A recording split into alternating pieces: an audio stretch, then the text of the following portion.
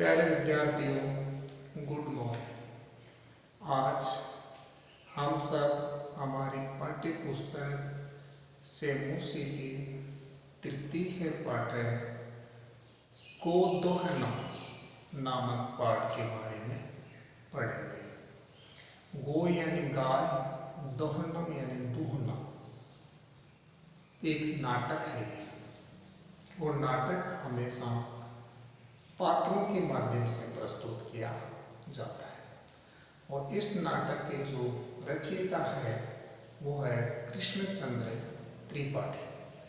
अर्थात कृष्णचंद्र त्रिपाठी के द्वारा रचित नाटक चतुर्व्यूह नामक नाटक से गोदोहनम नामक का ये नाटक लिया गया है।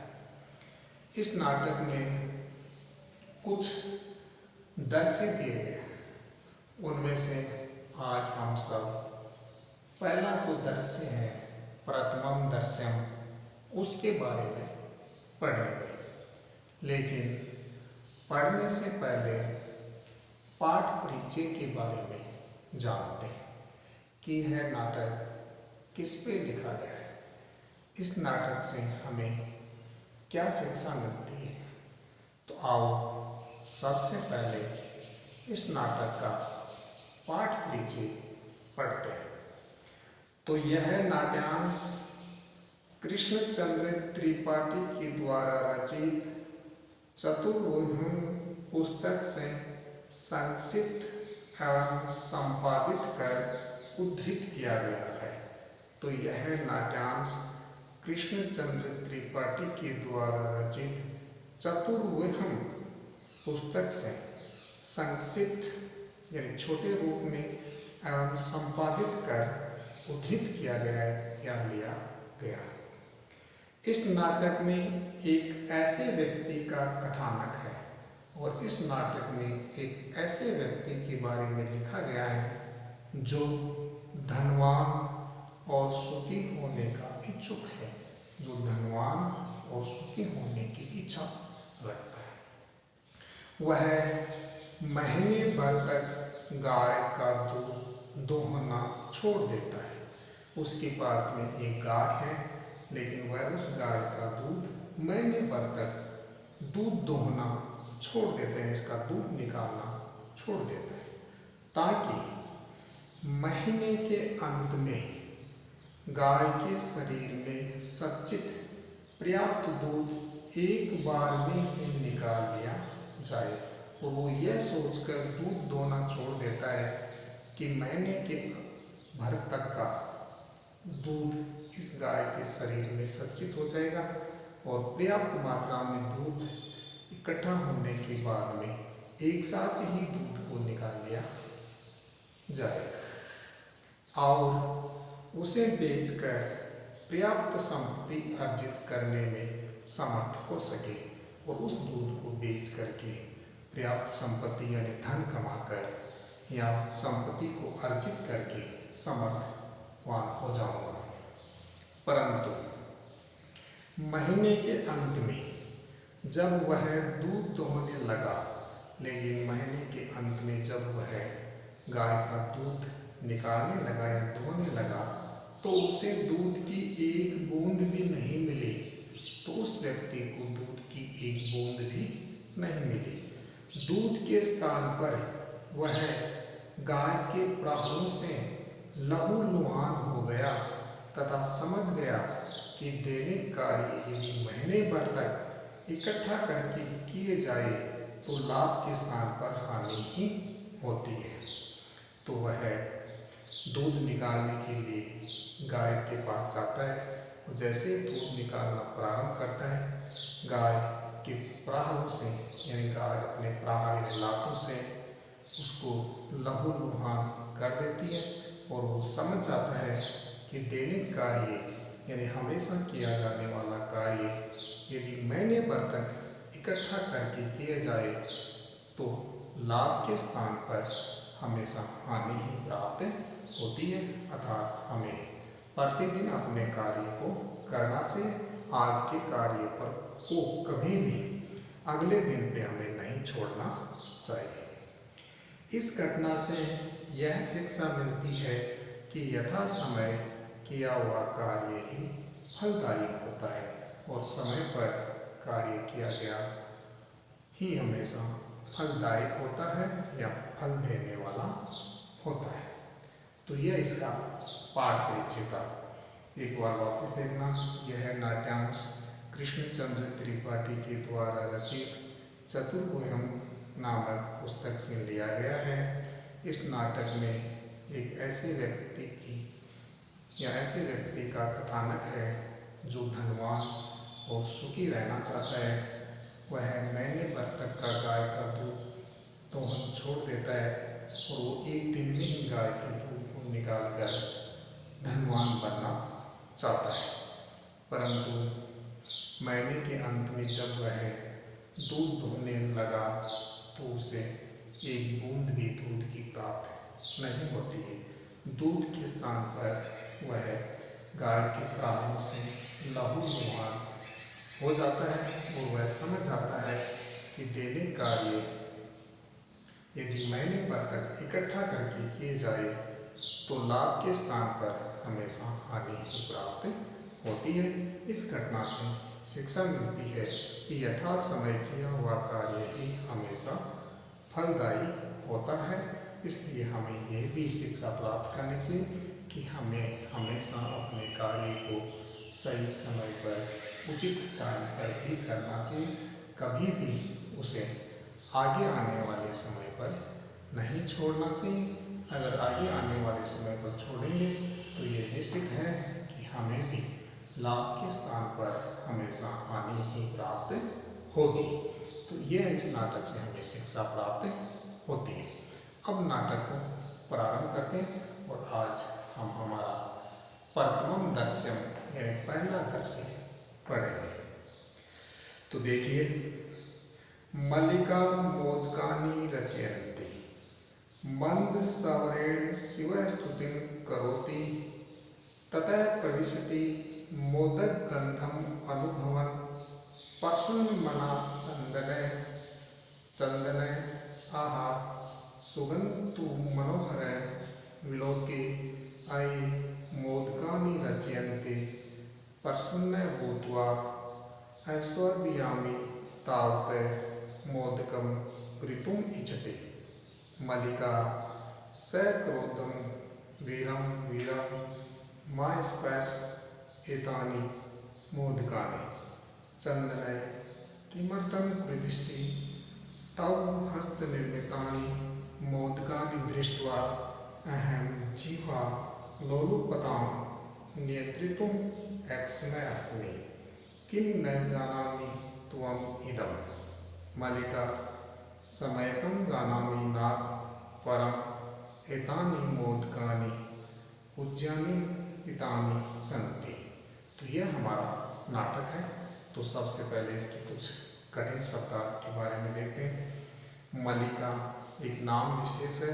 मल्लिका मोदकानि लड्डुओं का, रचयन्ति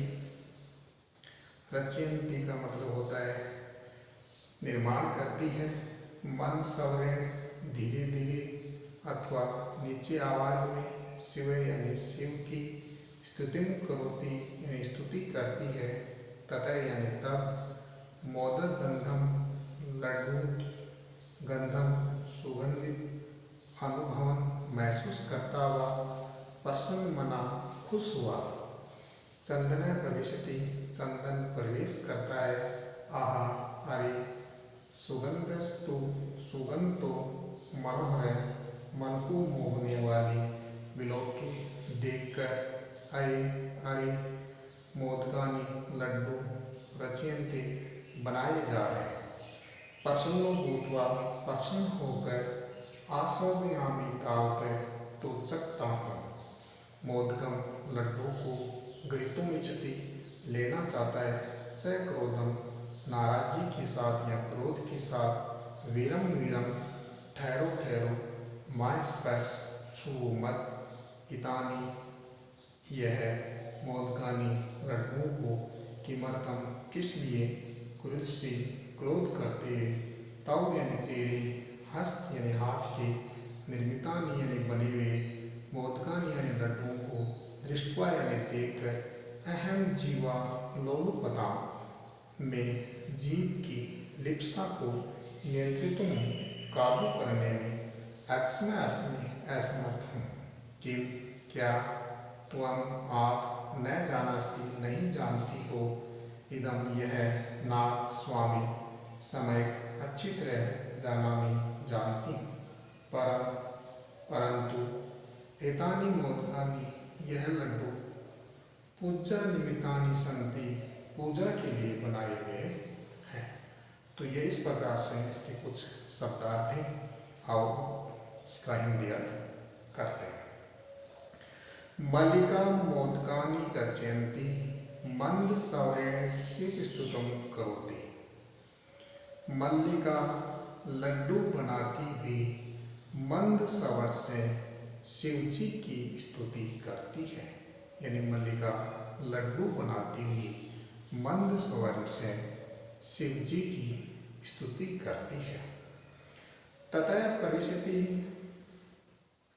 मोदक गंधम अनुभवन प्रसन्न मना चंदन। तब लड्डू की सुगंध का अनुभव करता हुआ प्रसन्न चित्त चंदन प्रवेश करता है। तब लड्डू की सुगंध का अनुभव करता हुआ प्रसन्न चित्त चंदन प्रवेश करता है। चंदन आह सुगंध तु मनोहर विलोके अयि मोदकानि रचयन्ति। तो चंदन आहा सुगंध तो मनमोहक है, मन को हरने वाली है।